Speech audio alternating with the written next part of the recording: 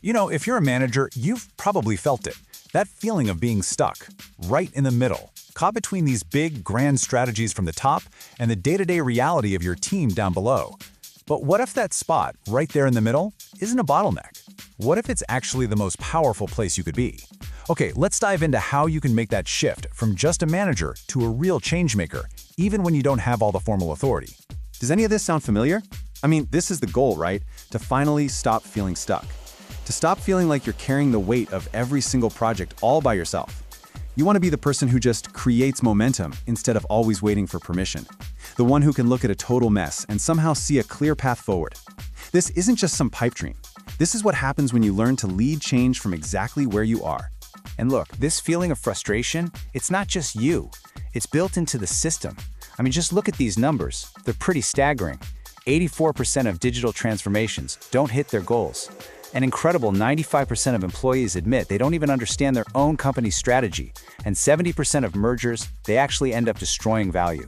So big top-down change is just incredibly hard to get right. There's this huge gap between the vision and the actual execution. So where's the hope in all this failure? Well, it's you, the middle manager. For decades, managers have been called the frozen middle, like there's some kind of barrier to change. But the truth is, it's the exact opposite. You are in the perfect position to bridge that very gap. So this brings us to a really fundamental shift in how we think about your role. Let's really explore the power you have right there in the middle. You're not just a path-through layer in some org chart, you are the bridge. I want you to picture yourself standing on this bridge. On one side, you've got the present, the reality of how things actually get done today. And on the other side is the future, that big strategy, the vision. You are the connection between the two. You translate that high-level stuff into practical reality for your team. And here's the most important part. You are not a barrier to change. You are literally the only way it can happen. And hey, this isn't just some nice metaphor, we've got the data to back it up. Transformations led by middle managers have an 8 in 10 success rate. Compare that to initiatives led by senior leaders, which only succeed 2 out of 10 times. So why is that? Well, for one thing, 58% of employees say they'd rather hear about change from you, their direct supervisor. You have the trust and the on-the-ground context that senior leaders just don't have. Okay, so you have this incredible potential, but, knowing it and actually acting on it are two completely different things. A lot of the time, the biggest barriers aren't organizational, they're the ones inside our own heads. So let's talk about that, and let's tackle the myth of readiness. This right here, this is the core mindset shift you have to make. We get so hung up thinking we need a bigger title, or a bigger budget, or some formal green light to actually lead. But real change leadership isn't about seniority or permission. It all comes down to willingness. Your willingness to step up and just start.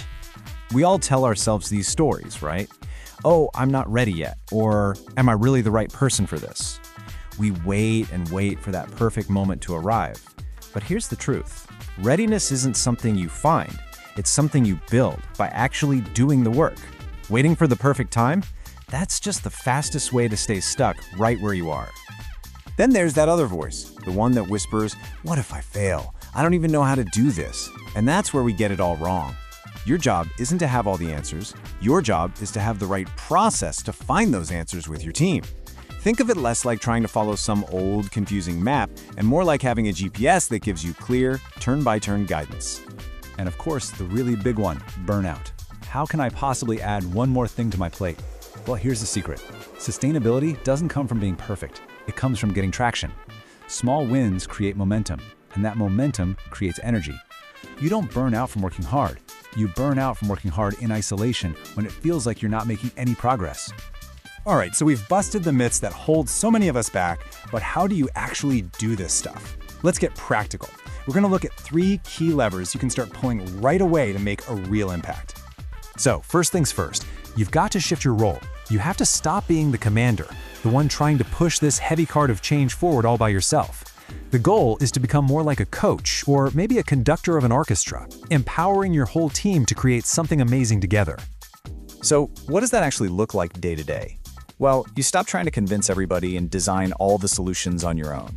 You stop trying to sell your ideas. Instead, you start by aligning with what your stakeholders and your team already care about. You co-design solutions with them, and you focus on creating shared ownership. That shift right there is the absolute key to getting real traction. In this new role, this new way of working helps you overcome the three things that kill almost every change initiative. Limited influence, where nobody with power buys in, old-fashioned collaboration, where everything is just dictated from the top, and execution gaps, where nothing actually gets done. To succeed, you have to master the three levers that directly counter these traps. The first lever is power. And I don't mean formal authority, like a title or a bigger office. This is about your ability to influence, to navigate the organization's politics, and to build a business case that speaks directly to what key decision makers already value. It's all about making your case in their language. The second lever is participation. Because let's be real, you can't do this alone.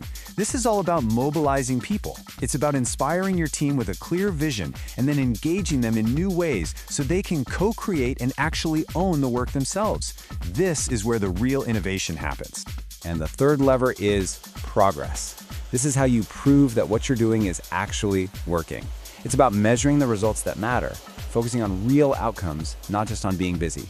This is how you build trust and earn the right to do even more. So now you have the mindset and the tools. But making that leap, that still requires a journey. It means you've got to face your fears and make a conscious choice to grow into this new role. Let's talk about crossing that gap. I really love this final image. On one side, you've got your current self, with all the doubts and frustrations we've talked about.